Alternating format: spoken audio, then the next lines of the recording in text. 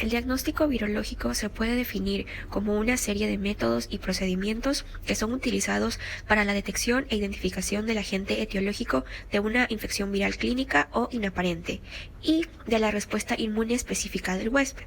Entre la importancia del diagnóstico viral tenemos que, dependiendo del caso, va a poder determinar una intervención terapéutica, definir el pronóstico de la evolución de un paciente, indicar la necesidad de una vacunación o, desde el punto de vista epidemiológico, sirve para adoptar medidas de salud pública en una comunidad.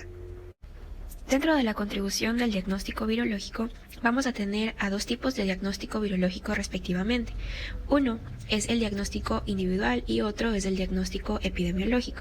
El diagnóstico individual nos va a ayudar a definir la guía terapéutica, nos va a orientar hacia un pronóstico y va a monitorear la respuesta terapéutica en virus como la hepatitis B, el citomegalovirus humano, la hepatitis C o la influenza, entre muchos otros virus. La vigilancia epidemiológica, en cambio, va a medir la incidencia para virus como los arbovirus, hantavirus, infecciones por VIH, influenza, entre otros.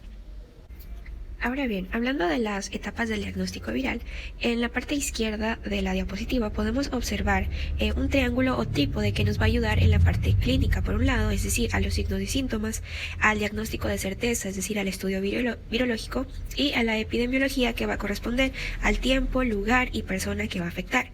Los métodos directos nos van a demostrar la titulación viral, mientras que el método indirecto nos va a indicar el título del anticuerpo.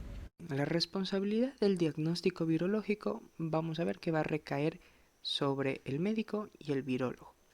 El médico va a ser el encargado de que las muestras que sean tomadas sean las adecuadas para posteriormente tener una correcta interpretación de los resultados. El virólogo, por su parte, va a ser el que realice dichos procedimientos diagnósticos para así brindar un informe para el médico que los interprete. Además, el virólogo se va a encargar del control de calidad de los reactivos que éste va a utilizar. Bien, hablando acerca de los métodos para el diagnóstico, vamos a ver que se van a clasificar en dos tipos, directos e indirectos. Los directos lo que van a hacer es demostrar la presencia del virus. Esto se puede dar por dos procedimientos, dos maneras. Una es el aislamiento viral, que puede ser ya sea en huevos embrionados, en animales de experimentación o en cultivos celulares. Y también puede ser por la identificación del virus mediante algunas técnicas como puede ser la inmunofluorescencia, la inmunoperoxidasa, puede ser ELISA, incluso por PCR. En cuanto a indirectos, vamos a tener principalmente métodos serológicos.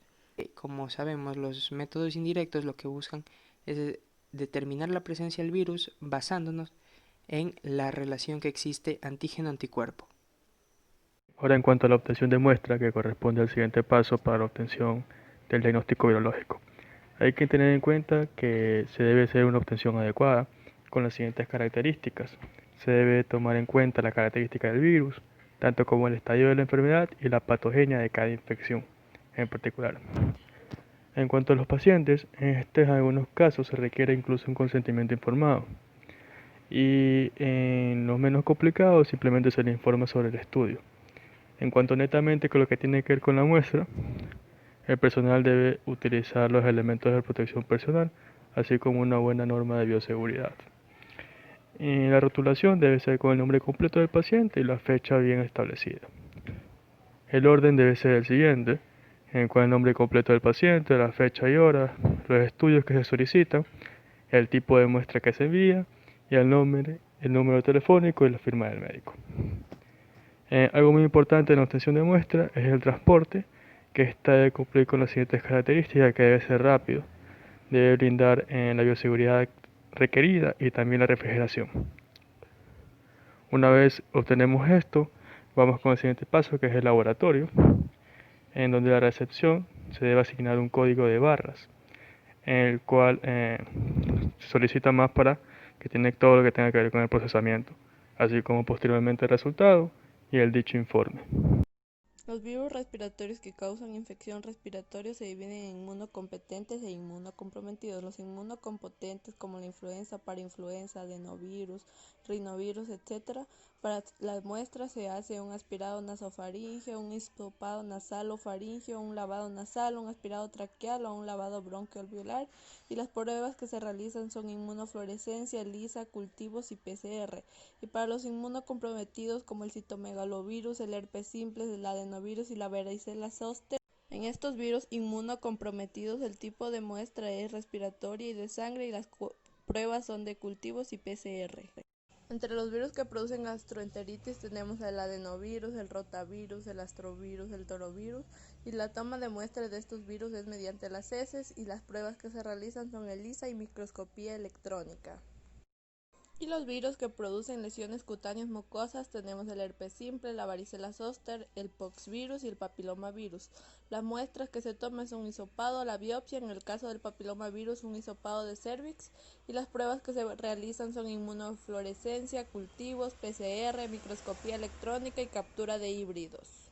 En cuanto a la meningitis causada por los virus usuales, como el enterovirus, se va a tomar la muestra de líquido cefalorraquídeo y la técnica utilizada va a ser el PCR o el cultivo.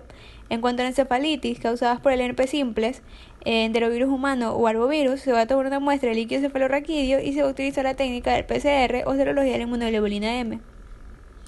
Con la conjuntivitis o keratitis causada por el adenovirus, herpes simple o varicela zoster, se va a hacer un hisopado conjuntival y se va a utilizar el procedimiento de cultivo, inmunofluorescencia o PCR. Y la retinitis, que va a estar causada por el citomegalovirus humano, se va a tomar una muestra del humor vitro y se va a utilizar la PCR. En cuanto a las infecciones congénitas, como la rubiola, que se va a tomar la sangre fetal y se va a utilizar el método de serología de la inmunoglobulina M. En la hepatitis se va a tomar la muestra del suero y se puede aplicar la técnica de ELISA. Y en la conservación y transporte de laboratorio se siguen unas normas de seguridad, y este transporte de muestras sirve para el aislamiento viral, diagnóstico rápido, para estudiar la biología molecular, aspectos serológicos y para estudiar la alta patogenicidad de la viruela. Métodos directos son aquellos que detectan la presencia del virus en muestras clínicas a través de diversas técnicas, como el aislamiento en huevos embrionados animales o cultivos celulares, en la inmunomarcación, en la microscopía electrónica. Métodos indirectos. Investigan la respuesta inmune humoral mediada por anticuerpos específicos antivirales en el suero o plasma del paciente, a través de las técnicas de la prueba de ELISA y la inmunofluorescencia indirecta. Métodos moleculares. Detectan el genoma del virus si ha sufrido mutaciones o cambios estructurales, a través de las técnicas de la PCR, PCR larga, PCR anidada, PCR en tiempo real, y la hibridación y secuenciación nucleotídica.